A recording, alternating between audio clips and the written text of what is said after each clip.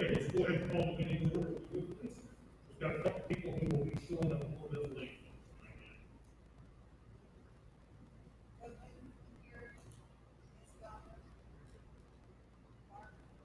Here. Okay, our first item on the agenda is we have the retirement employee who's been with us for several years. We want to recognize. So, Alice, if you would like to come on up here.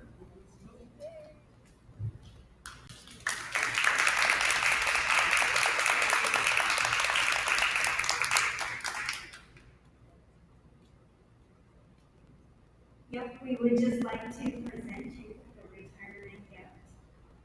I did not get the pleasure of working with you, but we definitely, on behalf of the Board of Education, would like to thank you for your years of service and all that you've done for the district. So, thank you so much. Enjoy your Working in the cafeteria, so that's amazing. So, we've heard a lot of news for our students in 21 years. So. Yeah. Well, thank you very much. We appreciate your service.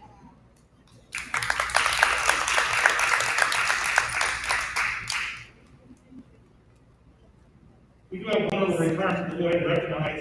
Linda Trowbridge is also retiring. She's been with the district for 28 years, driving the bus, and she's retiring. Of course, she's not here with us tonight, so we will make sure to give her her plaque. So, Linda, if you're watching, thank you very much for your service.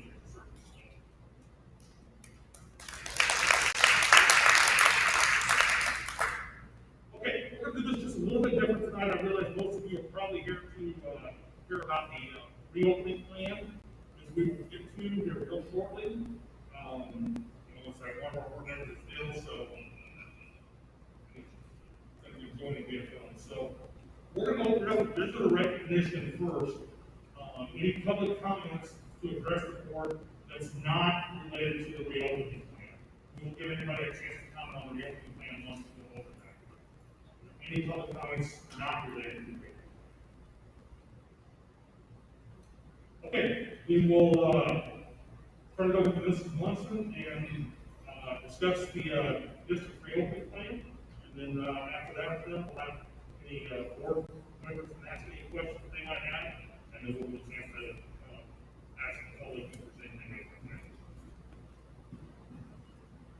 can. Okay, to start out, we met on Wednesday of this past week with some staff as well as administration to really go over the survey results that were sent out to the parents of students and then also to the teachers and other staff in the district as well, so that all were represented as far as their preferences on what the reopening of school might look like and how they felt we could best meet the needs of our students.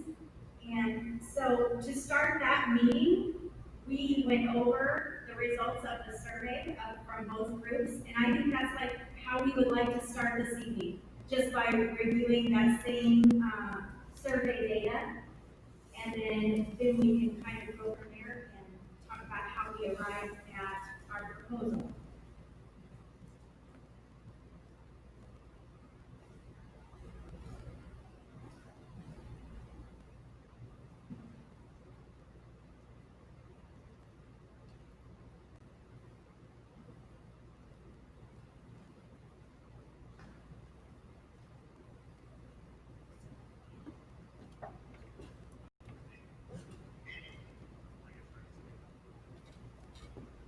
Promises will be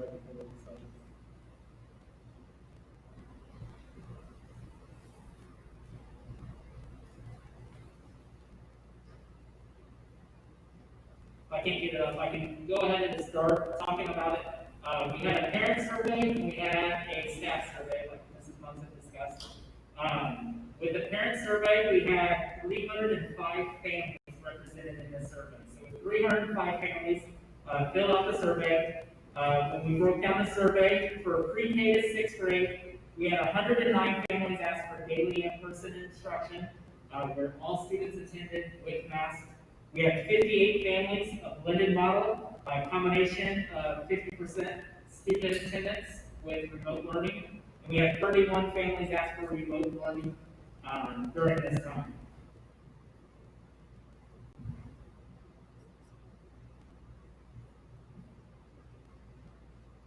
In the junior high, our numbers were fairly similar.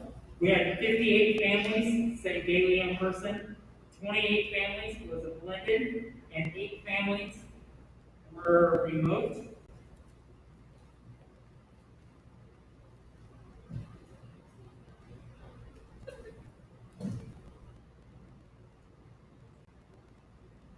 And if you look at our high school, we had 74 families in person, 49 families were blended, 18 were remote. So looking at those survey results, we're about 50-50. 50% of the families wanted in-person instruction, and 50% wanted a blended or remote option. We also asked our families about transportation. If transportation was needed to school, if your student was riding the bus with a mask on. 32% of our families, so 98 families that filled out the survey said that yes, they still use transportation. 17% said no, they do not, and 50% of our families that filled out the survey said that they never ride a bus or they're not eligible to ride a bus. Another issue that we wanted to look at was internet access. So we wanted to know, looking at our families at home, we had 88%, which was 270 families said that they had Wi-Fi available at home. 30 families, which was 9%, said that they had hotspot or a mobile device. And we had 5 families that filled out the survey that said they don't have internet. And I do realize this was an internet-based survey, so some of the families that weren't able to participate in the survey by internet, they did have the option to be able to call in. We did post about that, but we did not receive any response there. So we do know we have a few families without internet access. And we also asked families, what were some of the challenges that you could see during this time? By majority, those answers were balancing home, school, and work, assisting children with their homework. Those were the 2 areas that were the biggest need. Another 24% said none of the challenges were part of their family. So that was our family surveys. When we look at our staff,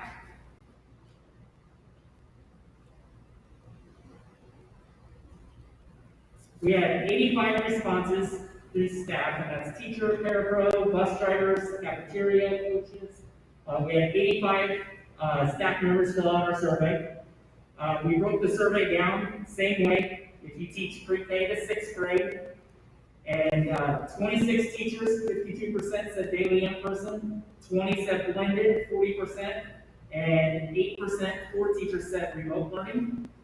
When we look at our junior high, 18 said in person, which is 54%, 12 teachers, which is 36% said a blended format, and 3 said remote. And looking at our high school, 17 in person, which is 41%, blended is 18 with 43%, and remote is 6 with 15%. So looking at our staff and our families, they're pretty consistent. We're about 50-50 split we want to do for this next year. We did ask staff about a shortened day. The reason for this is looking at a shortened day is with the remote learning option, a lot of professional development needed and time to plan for that. And we had 81% say that a shortened day would be helpful. We also asked staff what professional development would be needed and what other concerns and questions they have. So we have that.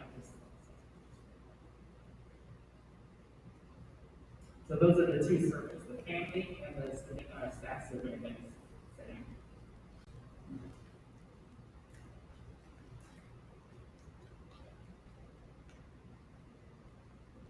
So when looking at the 2 surveys, it already presented a problem because we're pretty split in what families and even teachers and staff say. So from this point, we then went directly to the state board guidance on what their recommendation and requirements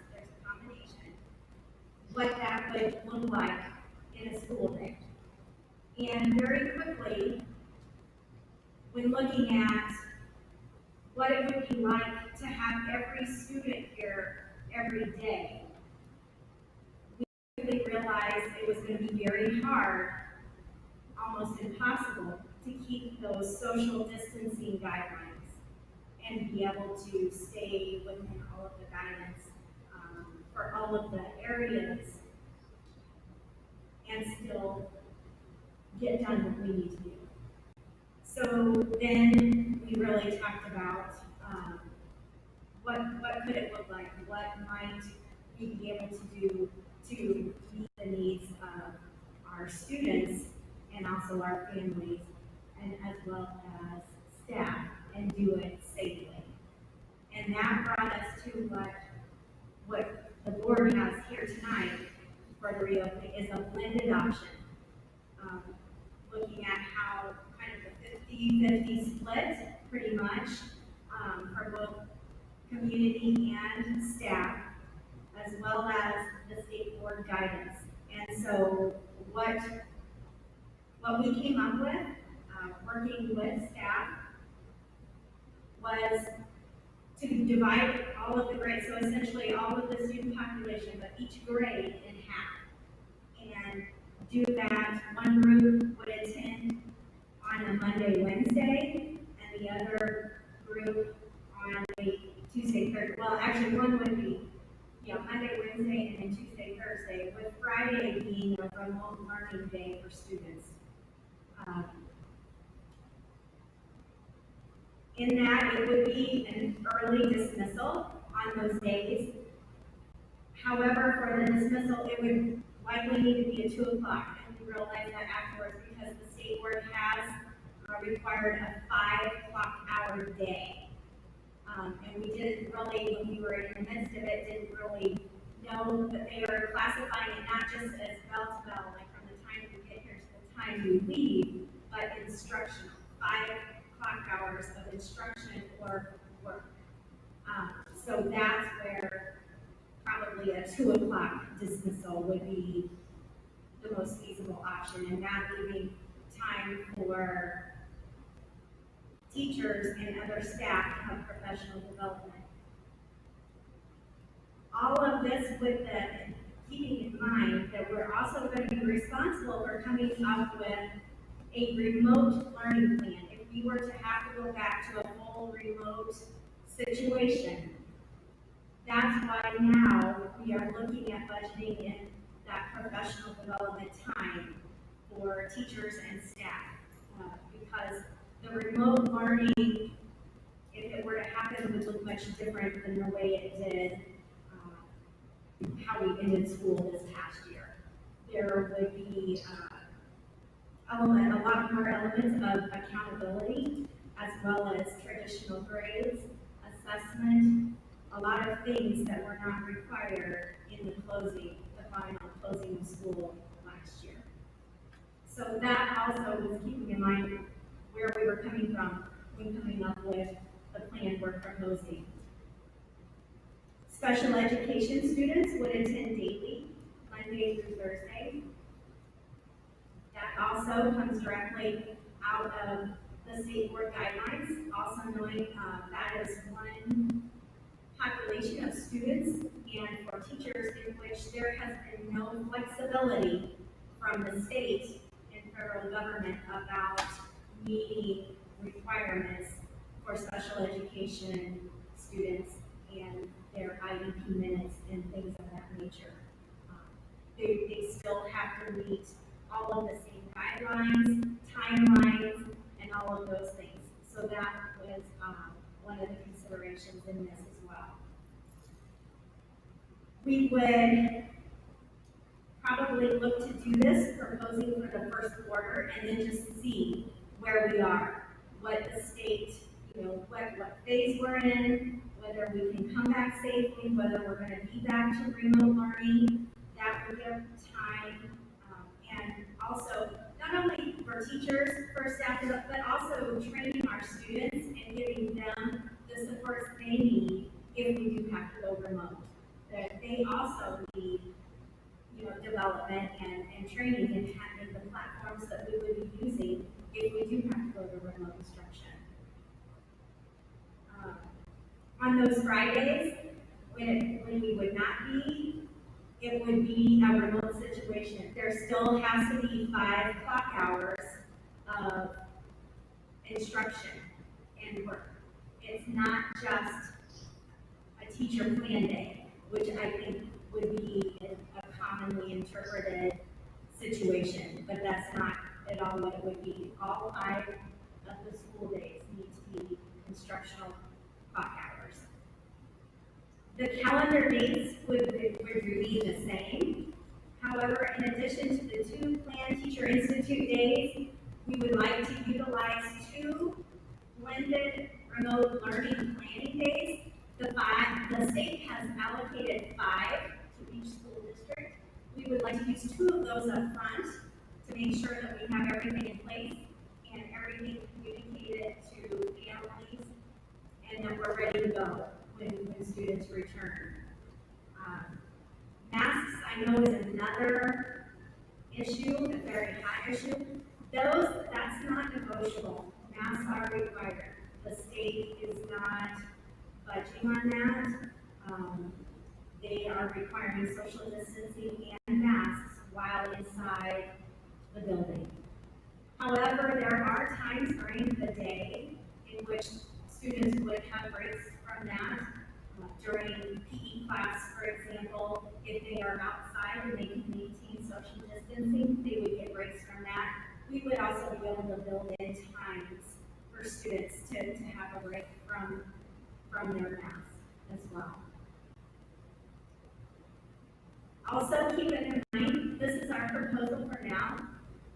The State Board of Education can change their guidelines and their guidance, and most likely we are anticipating that there will be some change in guidance prior to the start of school. So this is what we have proposed, that we feel we can best meet the needs of our students at the given time with the guidelines that we have so far. Also, pre-K would be in attendance daily. They are more of an independently run program, and that would still remain. Obviously, they would have to still follow their guidelines set forth by the grant and things for which but they would be daily attendance as well at this stage in the meeting.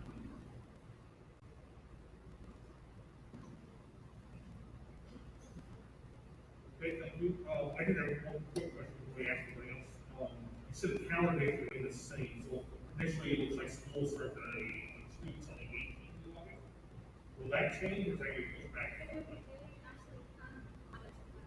Okay, so the students will start school on the 20th instead of the 18th.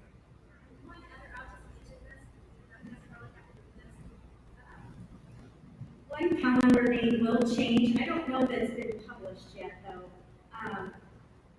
Was it November 3rd, Election Day? It was originally scheduled to be a parent-teacher conference day, but the state has declared it just for this year only a holiday for Election Day, and that date is not able to be waived. No district can get a waiver for that. So it would probably go to the 4th and the 5th instead of the 3rd and 5th.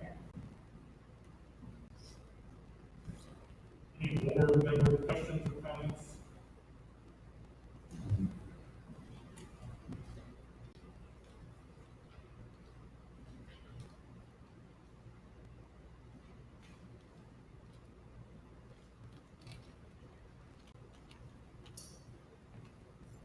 So I've got a few questions from parents.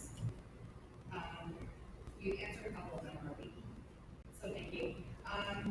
One of the questions was, what about if one person in a class experiences symptoms or ends up positive? What's the plan? Is it we quarantine the whole class for 2 weeks? Is it just, That's where the health department would take over and they would do contact tracing. So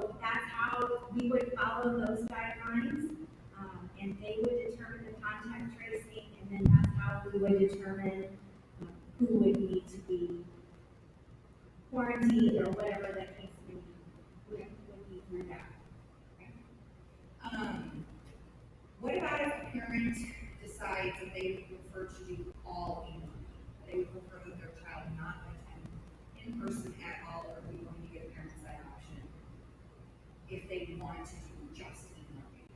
If it's not for a medical reason, where they put it and their doctor stated it would not be medically feasible for them to be here and be exposed, my recommendation would be not to offer that, simply because I don't think we have the resources and the teaching resources to be able to offer those options.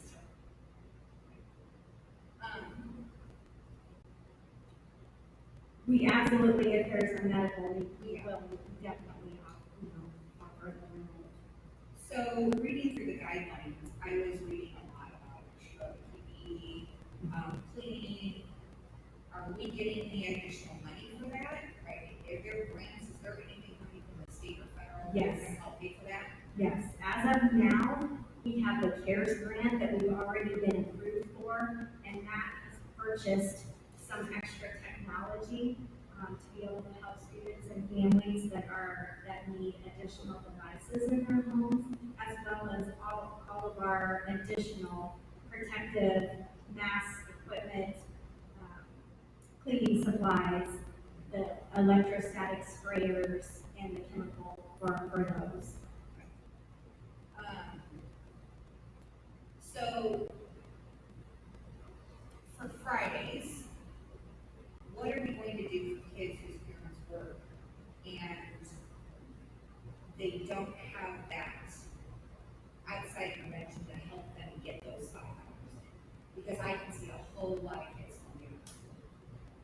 Well, we would also offer things that they can watch independently, that would be the goal. Like asynchronous is the terminology they're using, where they can do it if they needed to of an evening with the assistance of a parent. But we will also, especially for those who we have established do have a need, would be able to make an appointment, come into the school. We recognize there are situations in which that's going to be the case. And we'll do everything we can, whether it be coming in here or, to get assistance.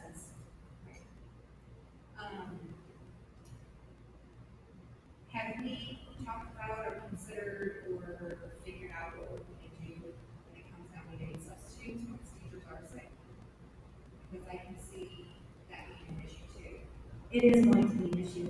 We do not have a definite plan. We will, once we get a plan approved, a plan that's workable for the board and for the community, then we will start working out those details and contacting our current subs, seeing who's going to still be willing to come into the district and provide substitute service, as well as reaching out in other methods. But that is going to be an issue that most districts struggle with.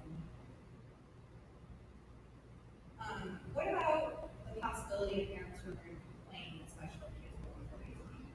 Because as a special education parent, I've had more than my share of complaints from people saying, why does your kid get this? Why does your kid get that? Your kid gets all these extra supports. Like, I trained in a heartbeat. You can have my kid. Well, and with Your those, kids. I mean, we're happy to have the conversation about, they're guided by different laws and guidelines, and I think a lot of times it's just, they don't have the information or understand. So I think just a little bit of education about why that is. I think that's all.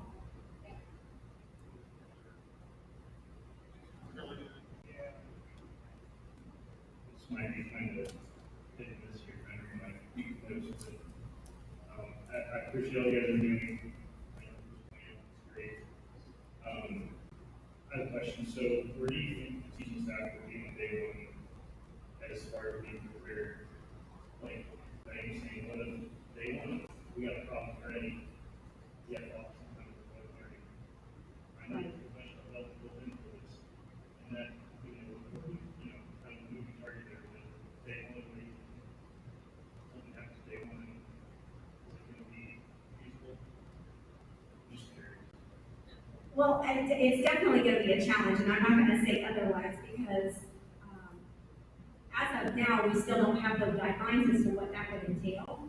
But I think that no matter what, we're gonna get done, and they will do what they need to do to make sure that they deliver, you know, the instruction that needs to be. Will it be best case scenario? If early on we're hit with that, it's not gonna be best case. I have some respect for your experience here. I had a question, someone asked me, I think it was in relation to special education. Do you know how percent nursing value that would affect the required behavioral approximately? Yeah, let me defer to the principal. I'm guessing it's probably around 17%, just based upon regional numbers. 15 to 20%. Yes, and this is academic needs. If, for instance, there is, Those get changed from year to, right? they could, yes, But they it's could. probably not great. Yes. If, let me give an example, because if a student needs speech-only services, that would not be a student that would be here every day, because we can deliver that. Alright, so concern I had, just on the side is, in a typical year, it's hard enough to get enough annual leave, vacation days, paid work on paid days off, to get some more kids for all their notices to that anyway. Yes, In a typical year, this is really concerning me, okay. just in general, you know, what we're gonna do here. I didn't want them to take care of themselves, and not needed anyway. And I'm Yes. sure many parents have that problem. I don't know, I'm just curious on thoughts, just throwing it out here. It's just something just coming on the top of my head. And I know we've had discussion before meetings over the last few years just about the shortage of planning daycare after school care. It is in this district. Any thoughts on that, just general ideas? Well, we don't have obviously a solution, but once we again approve or at least have a framework of a plan, we do plan to send out a survey to all of our families asking about daycare, what their needs would be, and really try and pinpoint what would be the greatest challenge for them, what time, if it's days, if it's, and see if we can, as a school, help them work that out. I don't know exactly how it would look, but we definitely plan to address that. Because we do realize this is gonna be an issue for a lot of families. I'm all about surveys, and these surveys, over 50% of all the categories went daily. So I'm just. Yes. That is actually something out there. Yes, I don't know how much time I'm taking surveys to heart, but. right, A question that I had from earlier, someone asked me in general about masks, you know, I like having breaks to keep them off there. I assume that in the weather, this will be at someone in school will be great, because no guarantee next many days. right, For a right. mask break, I guess. Yes, we will still be able to do mass breaks, as long, you know, if we can keep the kids socially distanced and have a period of time, if they are able to be spread out enough, that's still within the guidelines to be able to let them have breaks. That's all I have. Thanks. You're welcome. I will kind of go ahead, since we're taking questions from board members, that, Mr. Zimmerman was not able to be here tonight, and so we sat down and had a conversation last Friday, and I told him I would let everybody know kind of the basics of our conversation, and he was wanting it to be known that he is in favor of exploring an AM PM schedule, where every kid would attend every day, but you'd have more of an AM PM option as opposed to the or black and gold day, or black and yellow days, or AB days, people have called it in that way. So that was one of his concerns. He did raise questions also about childcare, and Mr. Chair, I think those were the main things that he really had concerns about. Bill, if you have any questions?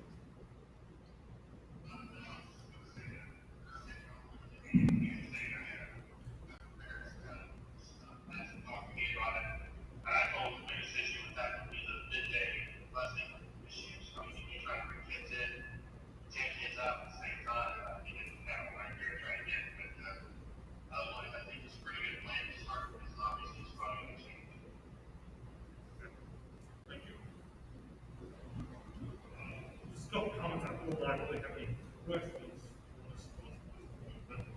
Um, I did talk to Mrs. Zimmerman also, what's the AM, PM, and that's a good idea. I think we have to consider our transportation costs would basically double if, we're having to transport kids on bus. And quite honestly, I mean, the state has said we will get all of our evidence-based funding this year. But most likely, transportation is going to be cut. And I don't think we're in a position where we can, and we see that over the years anyway. I don't think last year we got all of our transportation things, correct? That's Yeah, correct, yes. They've already shorted transportation money. I don't know if we could be in a position where we potentially double our transportation costs on AM, PM schedule. That's nice to me. So, Charlie, you mentioned that, approximately 50% of the parents want a 5-day, return 5-day. I was one of those 50%. I would love to see my child be back here 5 days a week, 8 hours a day, in normal school. But after reading the ISD and the Department of Public Health guidelines, and I just don't see how it's possible. I really don't. Having all the kids in here at one time and keeping them 6 feet apart, I just don't see how it's physically possible. I look at what some of the other surrounding schools are doing. I mean, it seems like the stuff that's all over the board, honestly. But I think we're consistent with, I think this plan is consistent with, what some other schools are doing also, so. Those are the comments I have.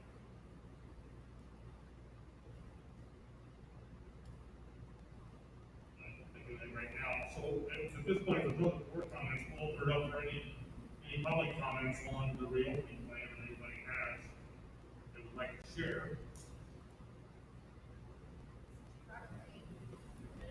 Yeah, that's it. The and ID, I like it. I don't like the idea of doubling transportation costs. I don't like the idea of doubling any costs. Perhaps we could say, if we did consider an AM PM plan, we could say AM has transportation, PM does not. So if you want to participate in this plan, we've got to get 50% of you to say, you're not gonna take bus. And you get to the evening, afternoon, or morning. And 50% of you who need it, I mean, what's our percentage that actually ride for us? This month's about 50%. About, okay, so that would possibly be a feasible idea. Plus, when you're talking about childcare, I know personally has struggled with childcare because my child has special needs. It is much easier to find someone who you say, I'm going to bring them 5 days a week at this time. Than if you say, I'm going to bring them on Tuesday and Thursday at this time. So an A and PM option would probably be a better option if you're looking at a childcare issue. That's all. Just to add to that, and I'll just agree with what you said, that, I think another thing we have to look at is the staff issue. If we do an AM and PM, it basically takes out any teacher development time, in that situation, and any time to prepare for remote learning, should we have to do a complete remote learning a month, 2 months, 3 months down the road, if we have, kids going for basically 3. One thing I failed to mention, also having to do with childcare, we've already begun, the principals and the secretaries have already begun, even just pairing up, like, sit in the making sure siblings are on the same schedule, regardless if we did AM, PM, or did the alternate days. Making sure that if we know certain groups of kids go to the same center, and we'll also, that's where we would fine tune with the survey, trying to match up if kids could, it won't completely solve the problem, but we are doing work in that area to make sure that kids, you know, even if they're supervised by an older babysitter in the high school or a sibling or something of that nature, to try and alleviate that, to make sure that they're on whatever that same schedule is, that we end up adopting. Any comments? No, I don't. Yeah, come on, if you would, just for microphone.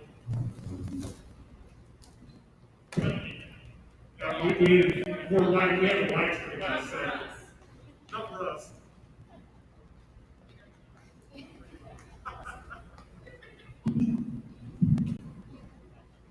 hear me? Yes. Welcome. Thank you. It's not easy, like Charlie just said, they voted for 50% for the 5 days. I would love to see the kids be here all the time too, but it's not feasible. But I appreciate all the work you guys are doing. I'm a hate to be where you're at.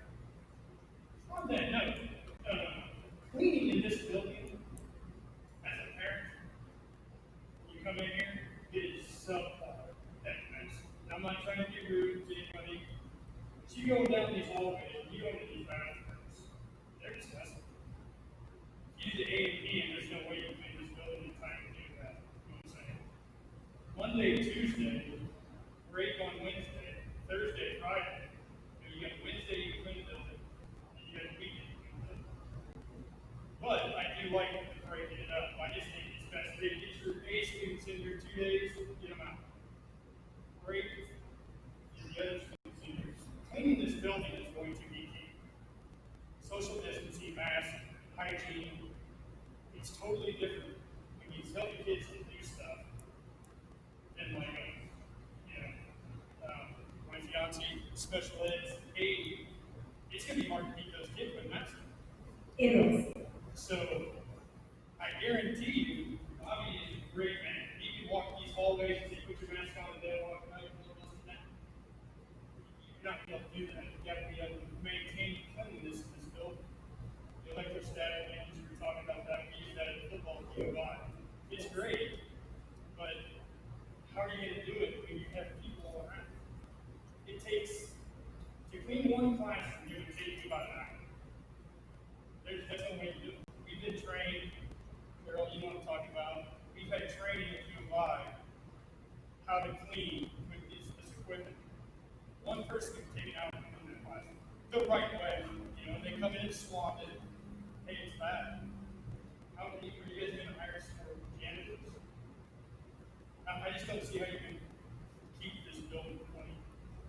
That's the big question I have. Well, the cleaning was part of that went into the schedule that we kind of came up with, was in part due to cleaning, transportation, feeding students, you know, all of those things.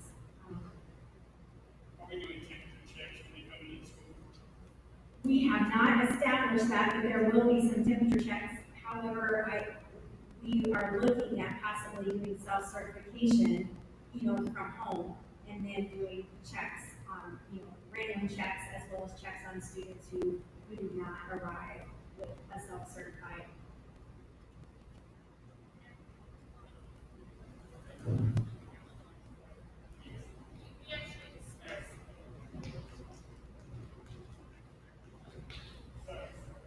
No, you're good. When you talked about A days and B days, when we first started thinking about this plan, we thought about A day, break, B day. And even our teachers thought that at first. Then when we really started to think about it as an education standpoint, and I'll speak for elementary. High school, that might work great. Elementary, it doesn't. If I get student A on Monday and Tuesday, we're not gonna see that student physically until the following Monday. But as a teacher, I can give them work to do in the classroom. We're gonna work together, we're gonna work this problem out. And then on Tuesday, they're gonna be at home and they're gonna be working on that. I get to see that student again on Wednesday to see how well did you do? Do I need to reteach that lesson? And if we do that in elementary by going A, A, B, B, I'm not gonna see that student and it's too late. I'm not gonna have enough time. So the best way educationally, I know cleaning wise, it's a lot easier to keep the same group in together 2 days in a row. Education, we're gonna see a bigger drop if we don't split those students up. So we did think about that, and I do appreciate you thinking that. As far as cleaning in here, those electrostatic sprayers, we've got 5 of them for our district, so we can spread those out and help clean out. Doing hand sanitizer stations all over our building. Trying to keep kids in the mask as much as possible, and I'll tell you that comes on the parent side as much as ours.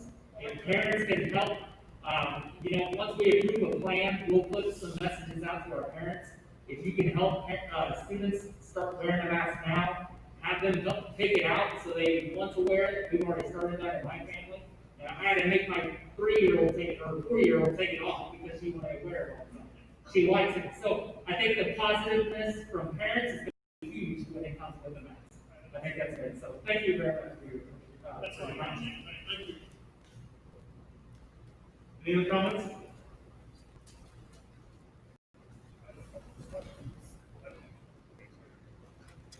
Okay.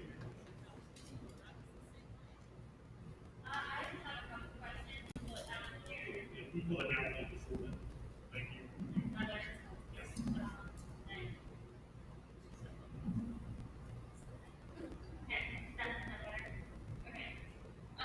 So this is junior high questions for mostly junior high is how are the classes gonna work? Are they gonna stay in the classroom and the teacher's gonna switch?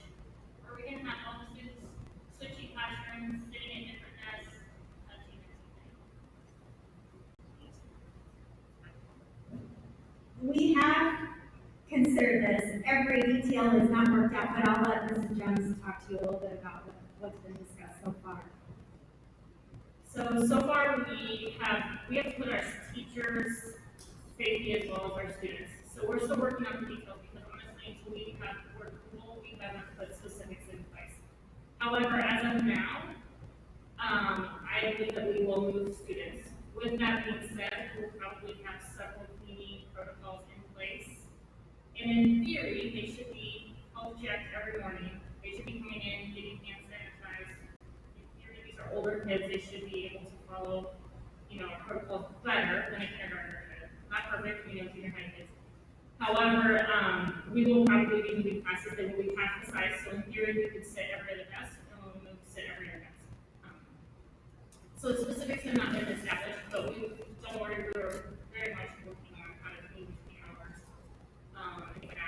because I do want the kiddos to be as safe as possible. But I do, as junior high and high school kids can follow rules better and maxims, and I think they can understand the severity of, we want to be here, and they need to follow these rules so that we can continue to be able to go and see their friends. And they're all about seeing their friends, they don't care much about the math, but they don't. So we will be working on that, but specifically about the answer at 100% here. I kind of the same question about lunch, but it's gonna be like small groups at lunch and spread out. Yes, we've been working on where to put them, maybe utilize other places in the school other than just the cafeteria, but since we'll only have half of every class here, and especially half, high school may not be exactly half because of how we rotate classes and things like that. But, we will be into different places, hopefully the weather cooperates for the beginning, we can be outside as much as possible, especially for lunch. But yes, we can establish between my study hall, the little gym, in here, we can make sure they're socially distanced. My other questions are agriculture. So my concerns are if we do part-time schedule, which I'm completely okay with. As an aide, we don't have in, so kind of remember this teacher. I would be losing 15 hours a week of work, which is a lot of money. And if we lose our hours, we lose our cafeteria plan, and we also lose personal and sick days because it's prorated. So how would that work? Well, at this point, we don't anticipate any of the aides having reduced hours. There is still gonna be a need, because as my paraprofessionals work with our special ed population. So at this, there is going, it's gonna have to really be all hands on deck as far as that, and meeting, still meeting minutes and things with the kids being here Monday through Thursday, and then as well as instruction on Friday and the off days.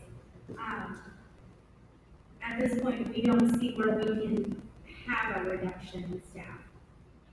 I'm not worried about production of staff. Well, or of hours even, it would be the regular, yes. So we would still technically be 3 o'clock out and working all day on Friday, even if we're not working. Whatever your standard work, yes, whatever your standard work day is. Their expectations of what we're gonna be required to do will just be different. Yes, you know, it'll be, just like the teachers are still, they're drama students, that's not, they're expected to still be here till 3:30 to prep, prepare, and do everything they need, and they're still expected to be in the building on Friday. So your expectations will just change, but of your hours. Your question came from another coworker. Can we as an employee wear more comfortable clothing instead of having to dress up every day, because most of us when we go home change our clothes? So they wanna know, can we wear tennis shoes? Can we wear scrubs? A pants and t-shirt type of thing? Because they also said something about dry cleaning, you know, a lot of their clothes, so. I was gonna say, I'm not prepared to give an answer on that now, but that is definitely something that we will take under advisement and consideration in going forward. And we'll come back and readdress that, if that's okay. That was it. I'm not sure, I'm not sure we're gonna get scrubs. Right? I did, We hey, still have to maintain professional. personally, I did wear scrubs for a year. I had a student that was a lot more active, and wearing dress clothes was not appropriate for what I was doing. So there was a year I did wear scrubs, in all actuality, just to be able to move quicker and do what I needed to do with my students. No, yeah, in that isolated circumstances may be acceptable to administration. I don't see our entire teaching staff wearing scrubs. No, that was it. Oh, are you providing masks for everybody? Was the last question. We will be providing at least one mask for everybody. Now, keeping everybody in mask on a daily basis is not gonna be possible. Jim, I have one more question. Sorry. This came from a parent, my neighbor. So, if the kids ride the bus, okay, there's a bus stop in front of my house. There's never a parent there. So how are we supposed to know if that kid's got a temperature or something like that, getting on the bus? Is the bus driver gonna sit and check their temperature and send them away, or? We You have, really can't get a kid at the bus stop, man. right, You know what I'm we saying? have, we're working on how that self-certification process is going to go. Okay. We haven't established that yet. All right, thank you. Did I discuss that? But you're right, that brings up an important point about, that's really part of the school time, and that's one thing that the community does need to understand. All of the precautions and all of the things that we take into account and follow here at school are often not followed. You know, they're congregating, they're, you know, their kids and things, but and that is also going to go along with some of, you know, we don't want to deprive our kids of social opportunities and things, but we can only control what we can control here at school. And so a lot of that, you know, what goes on outside of school is going to affect when they are at school. And that is a concern as well.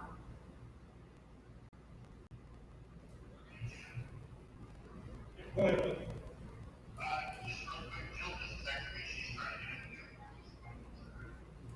Okay, Mr. Bagshaw. This work? Shirley, if you were back.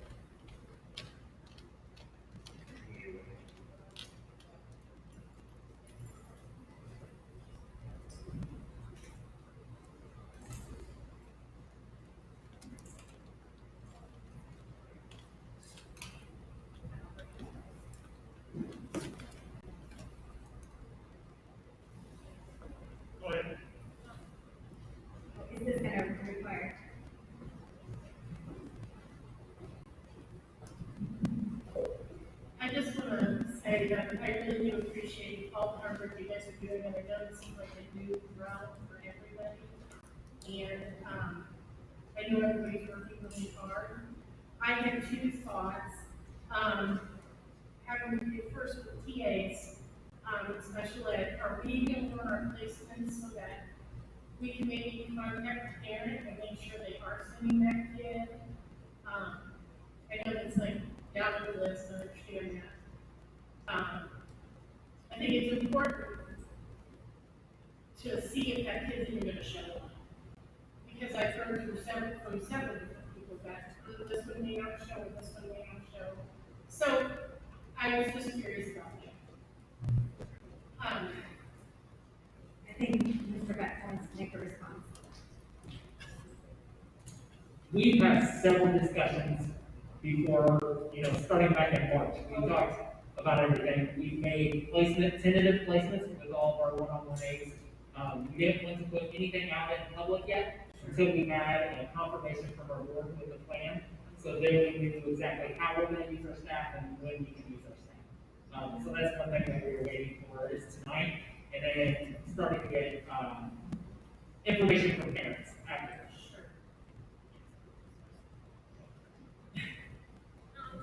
My second part also has to do with special ed. My youngest son has dyslexia, he has an IEP, he gets speech, which things don't tell him speech, but, here's my concern.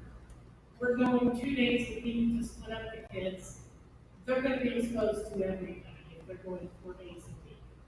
I understand this, I get it, the state requirements, I get it, the minutes.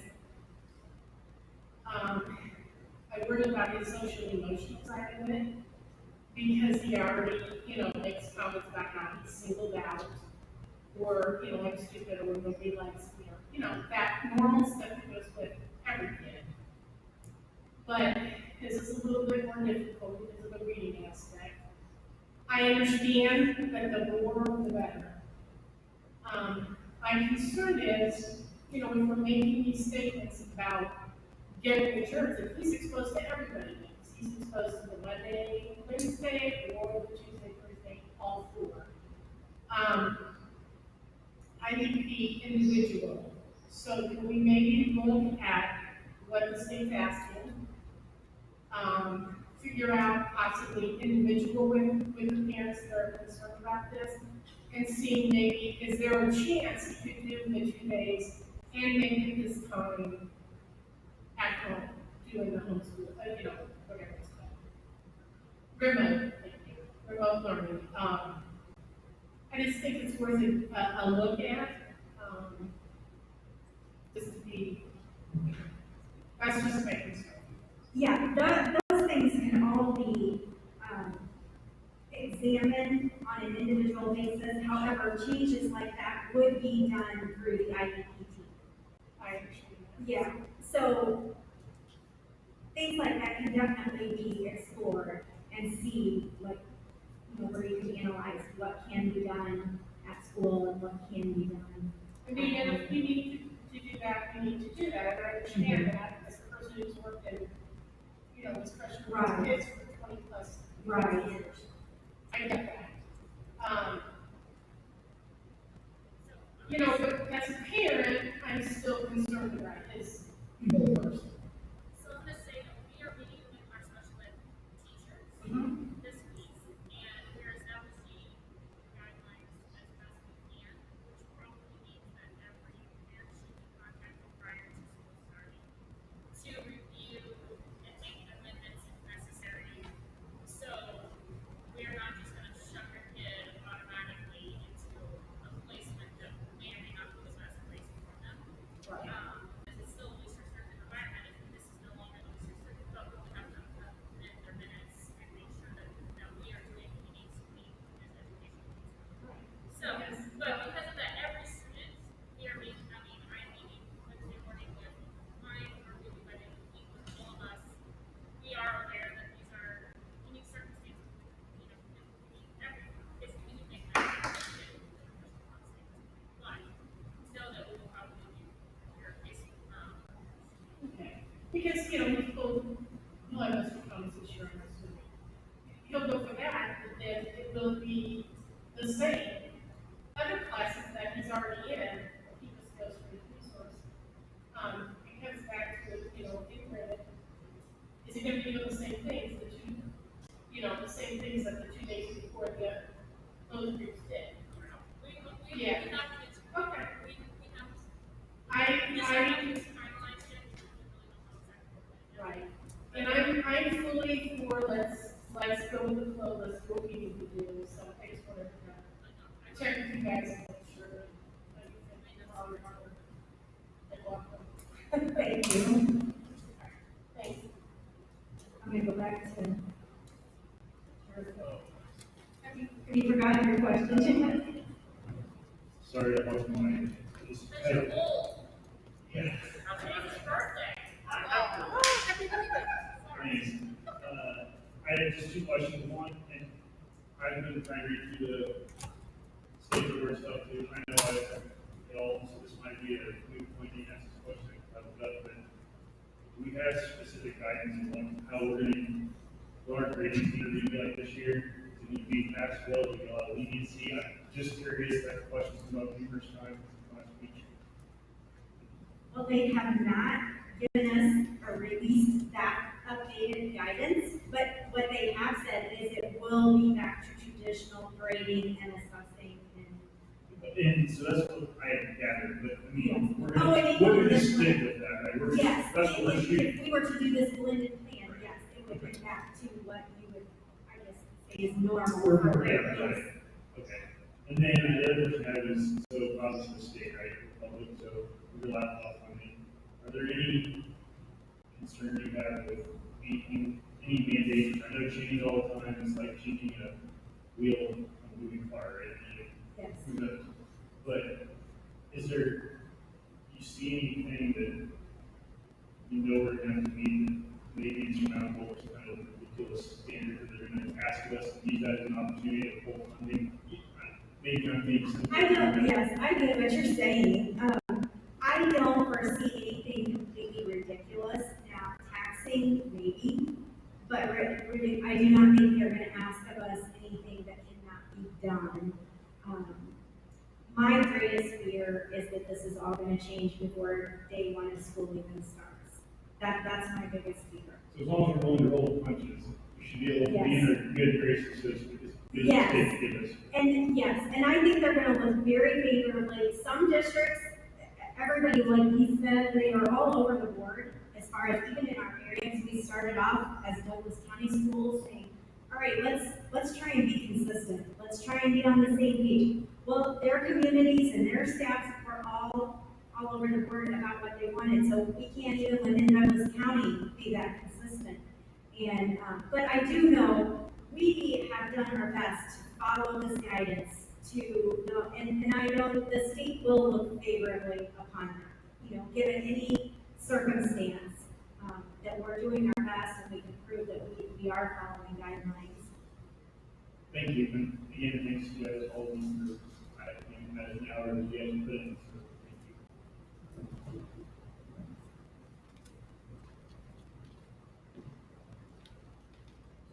Okay, last chance, any other public comments on this topic? Any other comments from board members? Questions? Okay, I will say, no matter what decision we make tonight, whether we go 5 days a week, whether we do an AMPM, or whether we do plan presented to us, everybody's not going to be happy. There's just no way around that. I think we have to make the best decision that we can based on the information that our staff and Ms. Munson and the committee has put together and recommended to us. And as Charlie said, we roll the punches. Ms. Munson said, we'll all be surprised if this is the plan that happens on August 20th. It's probably going to change in the next 30 days. So, Ms. Munson, thank you. This is, she's been the superintendent for 20 whole days and throwing in something that no superintendent has ever had to do before. So, going into the fire. So thank you, everybody, for what you've done. You're welcome. That's what I do just want to say. I want to thank the two principals as well as the staff. They were absolutely wonderful to work with. Everybody was able to talk freely, exchange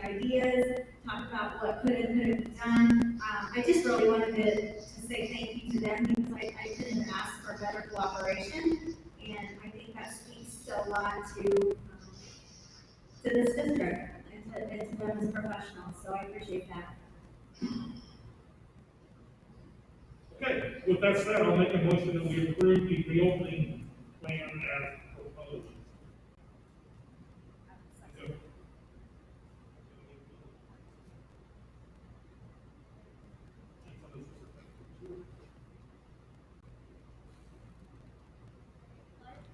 Yes. Holt? Higley? Yes. Stover? Well? Okay, with that, we will move on to the rest of the agenda. You're welcome to stay if you want. We've got some very exciting policy stuff to discuss and lots of plans and. You ready? Where you going now?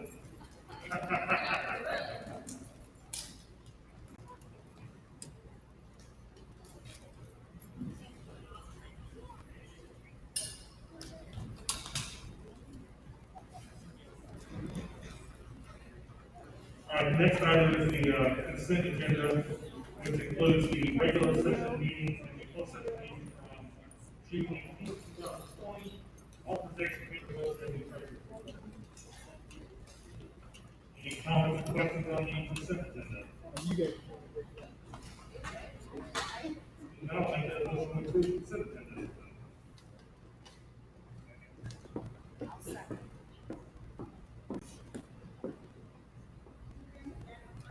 Yes.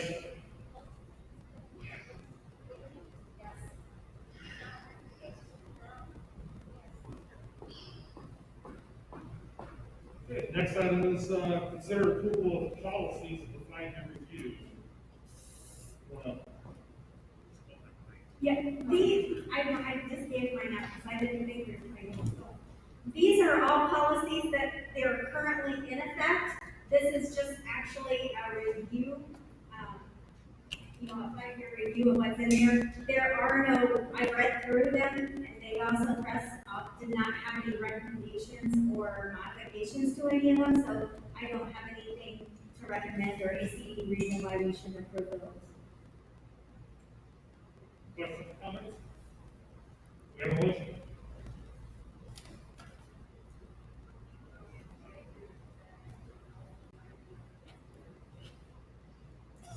Charlie, second that, please. Yes.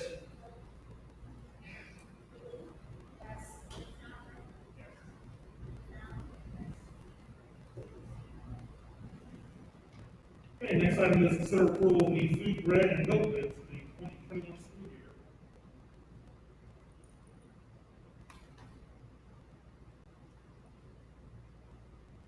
On that, I just recommend going with Kathy's recommendation. With the milk, there's only a penny difference, but, from what she has relayed, there is a significant service difference between the two companies, and so she recommends going with them on it. And then on the bread bid, Aunt Millie's is the cheapest, and she's very happy with the product. Also, I think between Kathy and Shirley, every single year, they do great with these bids. Say penny here, penny there, and that's up in the year, so that's pretty good. Any other comments? We have a motion?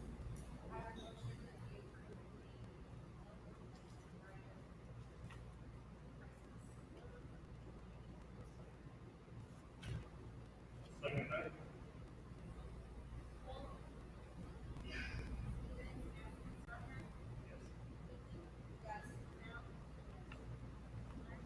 Yes.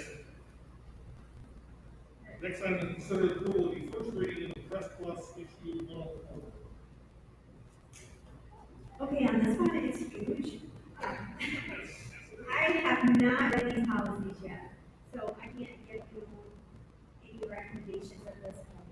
I would suggest, obviously, with it being the first reading, having time to look through that and discuss it. That's as we will. I did read these this weekend. It seems like the vast majority of the nights are just footnote changes to correspond to law, and there are several that they create new policies to deal with the COVID stuff. but stuff I think we're already aware of, and just created a policy next. Like I said, this is the first reading, we'll approve it in the second, for the next one, so. I'll, make a motion to approve the first reading and press plus one.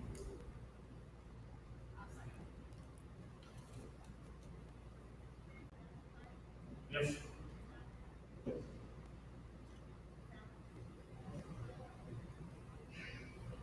Yes. Next item is consider approval of the extra duty roster.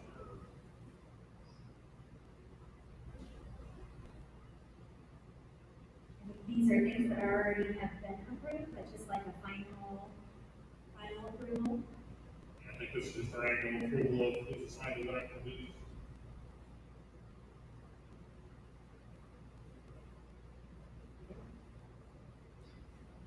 Obviously, it's great too, so.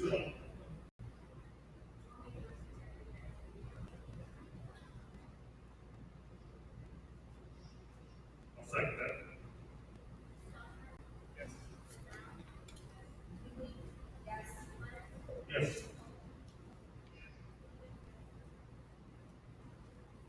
Okay, next up is the superintendent's report. We got Councilmember Wong, please. I believe. Okay, for a construction update, there is a couple of things on some of those outstanding RFPs that we need to talk about, and some of the things have been settled. So if we look at RFP number 7, that's those additional step footings. There were 7 of those. That's kind of been a lingering issue. And CTS working with I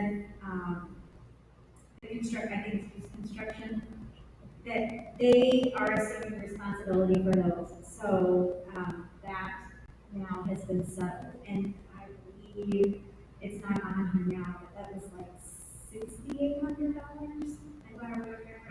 Yeah, it was.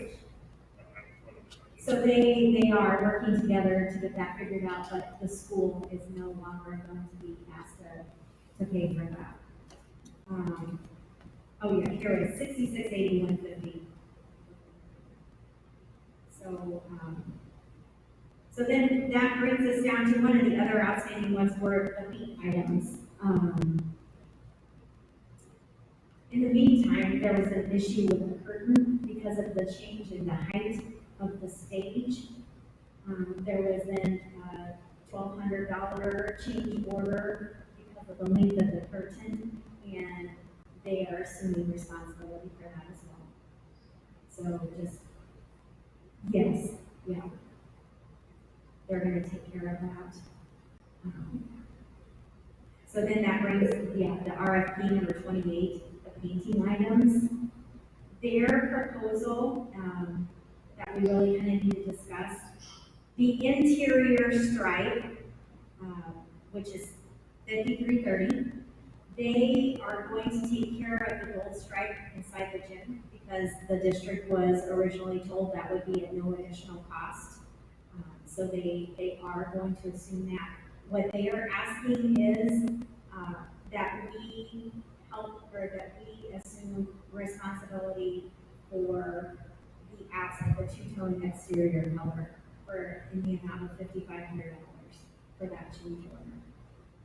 And they get, you have in your packet, okay. Okay, and I just sent that, I think, here recently. And what they said, was they would take care of that. They would like for the district to take care of the two-tone exterior or share 50% of the cost of the two items together, is what they are asking. So, yeah, so a little background on this. So all the diagrams that we have seen since basically we started the project, it appeared to have two-tone exterior paint. Those were shadows in the architecture program that put those together. So everybody, including CTS edition, was under the impression this is going to be two-tone paint on the exterior of the building. These were actually shadows from the roof and everything else. So this all come up in the last month, I would say, about this concern. And then, made us basically send them a bill, say, hey, here's what it costs to keep them paying on this. So, you know, CPS has, I'll back up, so Mrs. Munson and Mr. Tracy met with them last Tuesday, we took that meeting, the truck meeting about every 2 weeks. I was not available, they met with them last, week, and got CPS to pay for a lot of stuff that could have been billed directly to them, so. There were about 10 items, I think, and we have really come to agreement on most of those items. CPS, Mark has indicated in his email that he sent to us, CPS has taken responsibility for over $25,000 in costs of items that were contracts direct billed to the district. So really, they had no responsibility to accept those because those were our contracts, not CPS contracts. So this month when I talked about this, I mean, I feel like it's probably the right thing to do to step up to the plate and take responsibility for payment. You know, it's not really CPS's fault. It's just kind of one of the things that was stinky. I mean, two-tone exterior for the drawings and done. Yeah, wait.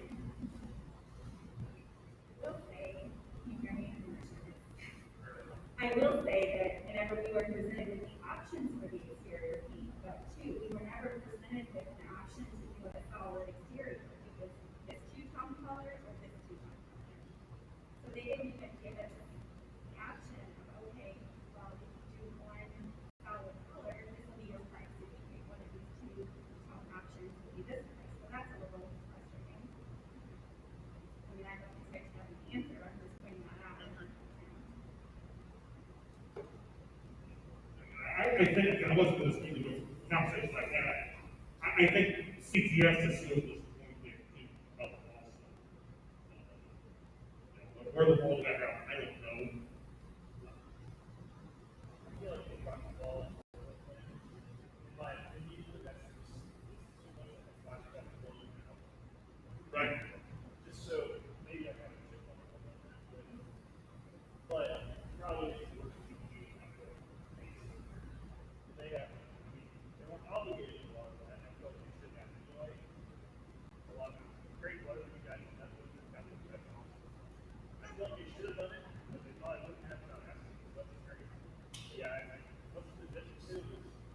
It's $5,500 Or else, that's insane. or else half. Which would be like, it's 10,000. 5,830. Acres of It's Basically, it's basically the same amount of money.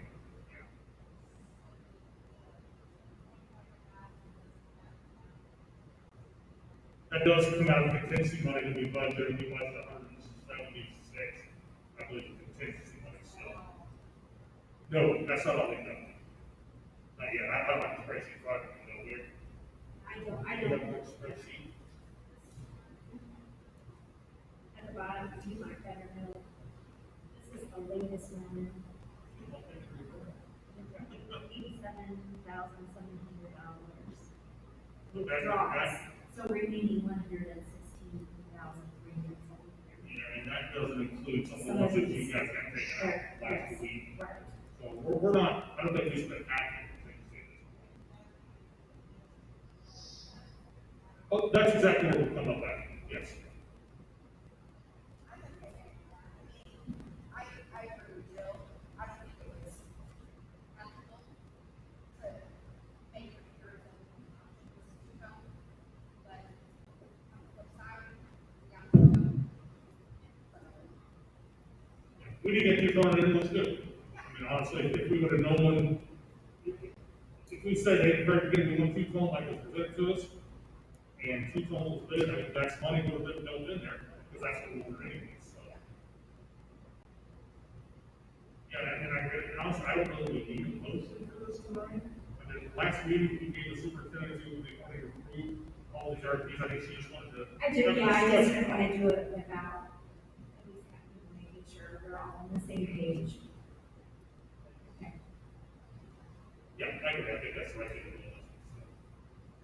And we should be pretty close to being done with those, I believe. Yes, they said we did sign off officially, Shirley, correct, on phase 1. phase one has officially been signed off on.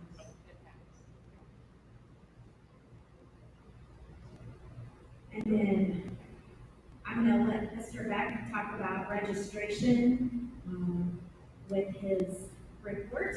But, so I just have one other item, and that is that steam pipe that's kind of been, I know it was talked about last month, the one where they were looking to find where the leak is, it's coming up through in the boys' weight room. Well, they dug into to find the elbow where they thought the leak was coming from, that's not where the leak was coming from. So, Jack, I had a conversation with Jack last Wednesday, when we also met with the teachers, and, he's like, we have to find where this is. And so that's gonna require digging, until they can find it. They don't know what the cost is going to be for it, but they did agree to go time and materials and just do little by little until they can reach the spot. But I just wanted to make sure that you knew kind of where they stood. They were very hopeful that it was in this elbow joint, but that's not where it was, so the leak is still, steam leak is still a problem. And it's right across where the buses, between the two buildings. So he is kind of in a push to get this done and taken care of prior to the start of school and when the bus traffic and things. And he's talking with some of the construction guys, when they do the blacktop surfacing there, maybe they would be able to do patch at a reduced cost in that area, or concreting, either one. But he did feel like this is something that's a little more urgent and it needs to be addressed. So I told him to go ahead, we've got them taken care of, we need to get it done, and I believe they're gonna come tomorrow and start digging. DAHN? I don't have, yes, yeah. Okay. Yeah, I agree, it's gotta be done. So So that's gotta be done. I'll keep you updated on that, I'll be fine. Any questions for Mrs. Munson? Looks like, Mrs. Jones is up next.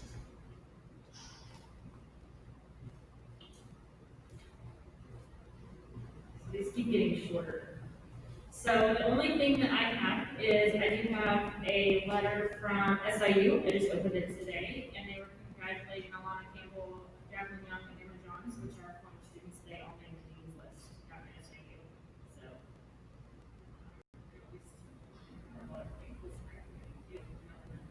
And so, anyway, and that's, I always love that SIU does that. I think that's pretty cool when they send who's an actual letter. And then the only other thing that I have is we are cleared for graduation still, fingers crossed that nothing changes between now and Sunday. So we will be having graduation on Sunday, the 26th at 7 o'clock on the football field. Masks are required for everyone in attendance. It is not required for students to attend. They still have to be in the middle of a graduate with or without the graduation ceremony. So.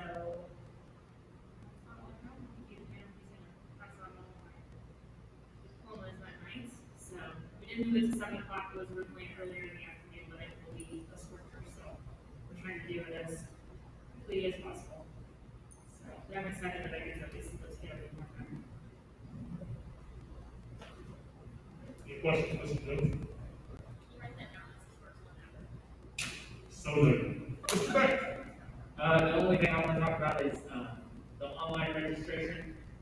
We're finalizing that. We have a test run tomorrow. If that goes well, once we figure out all the registration fees, we'll be able to go live with that. Hopefully by the end of the week, if not the beginning of next week. We'll start online registration. So if the test run goes well tomorrow, with, doing a test of a parent coming in and registering their, child online, if that goes well, then we'll post the information out to parents on how to do that, and then we'll open that up so we can begin our online registration process.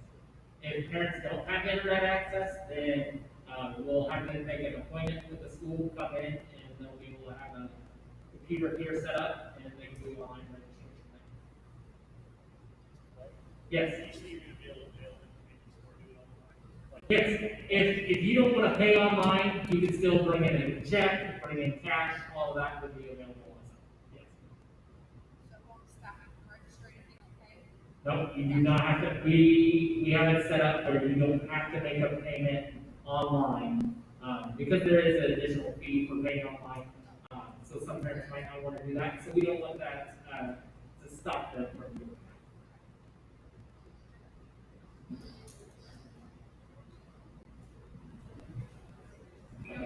My only question is if there was a fee for the parents, right? There is, we did switch from WePay, JetPay to WePay, is the company that, Teacher Eats uses. It's the exact same percentage that you were paid for on JetPay, it's a 2 point something percent is what it is. I think a minimum of 30 cents. Any questions from Mr. Beck? We're putting the, free reduced lunch Okay, so that was a, thank you for bringing that up. The free reduced lunch is an option for parents to be able to select. You cannot force a parent to do it, but it is an option for every parent to be able to fill that out in the registration process. So we did find out that we can't force everybody, but we can have it on there. But we definitely want to encourage as many to fill it out, because, we have a lot of our grants and things are tied to that free and reduced lunch account. So, we do highly encourage parents to, but, yeah, it's not, we can't require it. Is it possible to put some verbiage on the registration form that we highly encourage everybody to fill this out? This could be tied to grants, that this is to receive. Is it possible to put some kind of verbiage on there? I can look if we can add it to the registration, if not to the registration, maybe when we put out the information on how to register, and make it known that, please fill out the free and reduced form, this helps us get grant money for our state, to make it, or for our school. Yeah, I'm guessing there's a lot of parents that they would just skip that because they know it doesn't apply to them. Yes. But if they fill it out, then it's also skip. I think some parents would be surprised to find out you may qualify for the services, because the guidelines have changed every single year. Okay. Any other questions, Mr. Beck? Anything else for open session? Sure.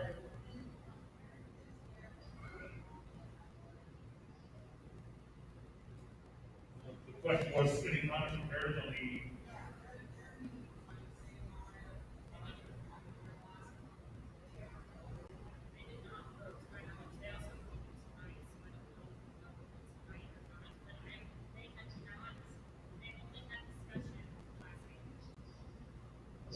So from what I understood, they only had discussion in their last meeting and they did not take anything to vote. I don't know, honestly, I have no idea if they're voting tonight, they also are meeting tonight, so I've not heard anything from them about it, so. I did see on social media that their board had requested feedback from their community, email their board on, they were trying to, same thing we've done, basically, input on what the community felt. So that would, they go off their things, so that may be the way on the results and discuss that also. Anything else on open session? Seeing none, I'll make a motion to move to closed session to discuss the appointment, employment, compensation, resignation, discipline, performance, or dismissal of specific employees of the public body, or legal counsel for the public body, including hearing testimony on complaint against employee of the public body, or against legal counsel for the public body to determine its validity.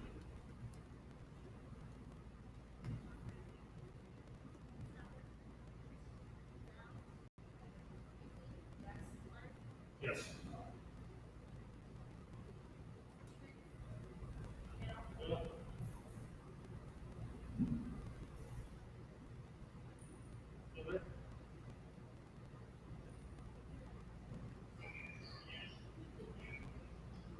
And for those watching, either streaming, we will resume the live stream once we come back in.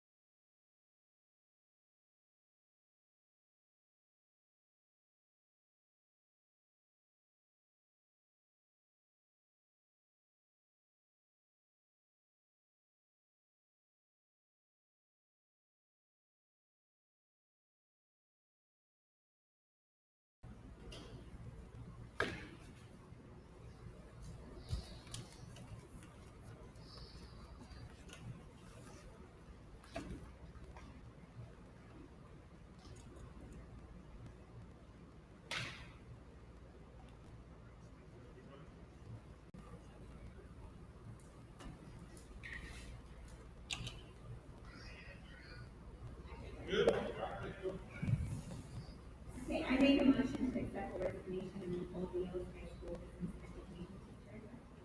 I'll second. Katie? Yes. Stephen? Yes. Isabel? Ms. Tucker? Yes. Paul? Clark? Yes.